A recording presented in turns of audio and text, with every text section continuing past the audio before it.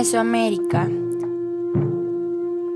tierra de colosales culturas prehispánicas, tierra de grandes joyas arquitectónicas. ¿Acaso en verdad se vive en la tierra? No para siempre en la tierra, solamente un poco aquí. Aunque sea jade, se rompe, aunque sea oro, se hiende, y el plumaje del quetzal se quiebra. No para siempre en la tierra, solamente un poco aquí. Bienvenidos a Mesoamérica, una región con gran diversidad cultural. Acompáñenos a descubrirla. Como ustedes saben, el México prehispánico se divide en tres grandes áreas culturales: Aridoamérica, Oasisamérica y Mesoamérica. Esta abarcó gran parte de México, Guatemala, Belice, Nicaragua y Costa Rica. Su clima era cálido, su flora y su fauna era variada.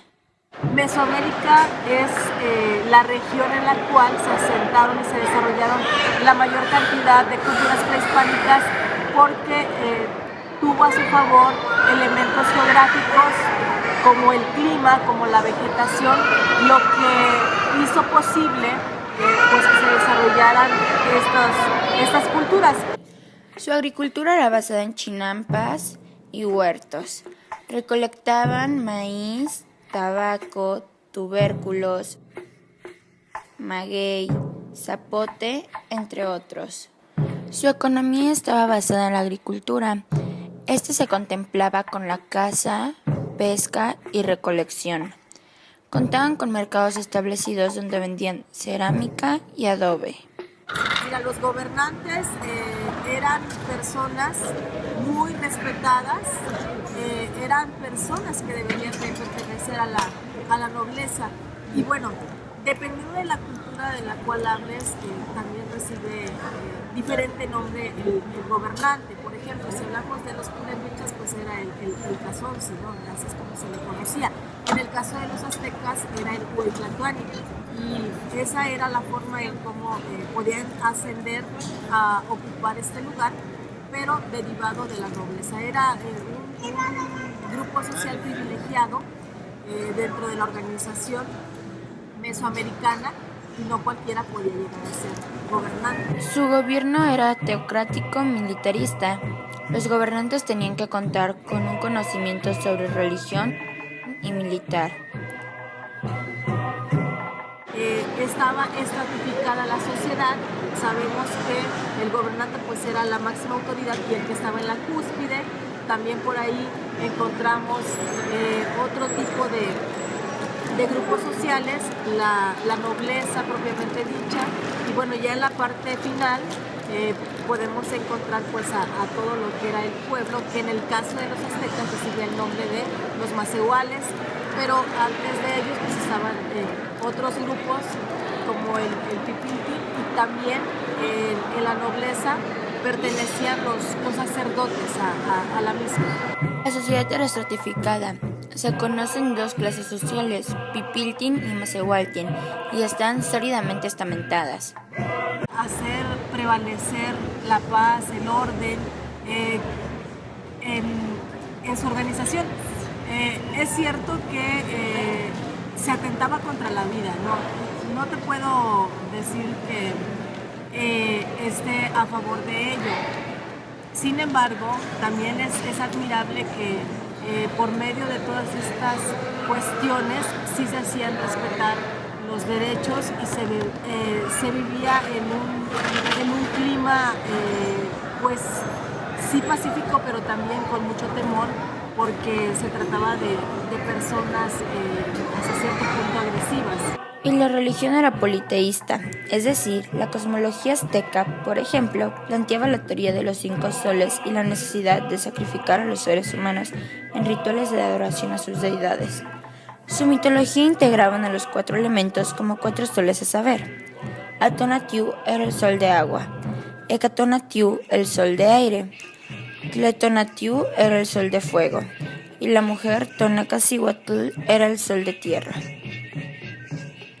Los mexicas o aztecas. Azteca es de las que más me llaman la atención en cuanto a su organización, porque en realidad fue una cultura que la ubicamos en el periodo posclásico, que se funda en 1321 y son aproximadamente 200 años los que dura esta cultura, pero en esos 200 años logra tener un auge impresionante, logra extender sus dominios hasta lo que actualmente es Centroamérica. Entonces es una de las culturas que a mí me parecen muy fascinantes por el gran legado histórico y sobre todo porque, como bien lo saben, cuando llegan los españoles es justamente la cultura azteca, pues a la cual derrotan y con la cual se inicia formalmente tanto la conquista espiritual como la conquista material. Se desarrollaron en el año 1325 hasta el 1521 después de Cristo.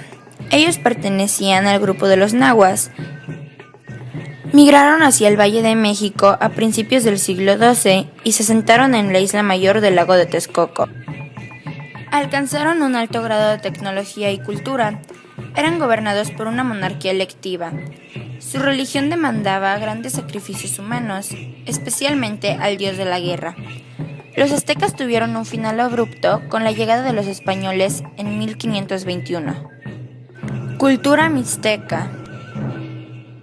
Esta floreció en el año 1500 a.C. y llegó a su fin en 1523 después de Cristo aproximadamente. Se ubicaron en lo que actualmente es Oaxaca, Guerrero y Puebla. Formaron 3 zonas: Mixteca Baja, Mixteca Alta y Mixteca de la Costa. Los mixtecas se organizaron en ciudades-estado, gobernados por una élite hereditaria. Los españoles conquistaron la región en 1522 y 1524, pero debido a la carencia de minerales y recursos, pocos fueron los españoles que se asentaron en esta zona.